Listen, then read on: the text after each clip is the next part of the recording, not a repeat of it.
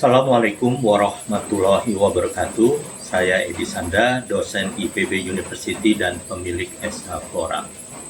Alhamdulillah kali ini kita akan bicara terkait dengan kultur jaringan pangan.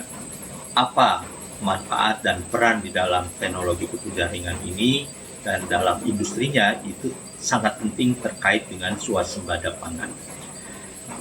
Teknologi kultur jaringan terkait dengan agribisnis ketahanan pangan itu sangat penting karena dalam teknologi kultur jaringan tadi itu kita akan mampu memproduksi bibit dalam jumlah besar, ya besar tadi itu dalam benar-benar besar itu sampai jutaan bahkan puluhan juta dengan kualitas yang seragam semuanya, dengan kualitas yang 100% sama unggul, dan itu tidak mungkin didapatkan kalau misalnya tidak dengan teknologi kultur jaringan. Jadi hasil dari varietas unggul pangan kita itu bisa diperbanyak dengan industri kultur jaringan.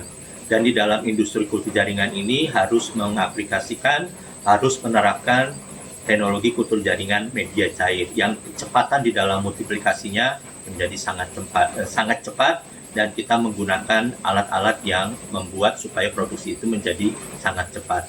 Dan dalam pelaksanaannya tadi itu kita bisa akan dimudahkan karena ya tadi itu dalam pengadaan bibitnya semuanya seragam, kualitasnya sama, dan itu akan memudahkan di dalam aplikasi atau penanaman di lapangnya. Dalam pelaksanaannya, industri teknologi kultur jaringan ini merupakan suatu hal yang menjadi penting karena kondisi saat ini mewajibkan setiap negara seharusnya swasembada pangan. Dan para ahli kita, para ahli breeder kita itu sudah mampu menghasilkan bibit-bibit berkualitas, hanya kemudian bermasalah di dalam bagaimana mengkopinya, memperbanyaknya dalam jumlah besar dalam waktu yang singkat, sehingga tersedia bibit yang seragam, berkualitas, jumlah besar, dan semuanya unggul dari bibit yang dihasilkan tersebut. Bila hal ini terjadi, maka insya Allah mudah-mudahan terkait dengan ketersediaan pangan dan swasembada pangan bisa diantisipasi permasalahannya dengan industri kultur jaringan ini. Dan insya Allah kedepannya Indonesia akan menjadi negara yang mampu swasembada dan juga mengekspor bahkan pangannya ke seluruh dunia.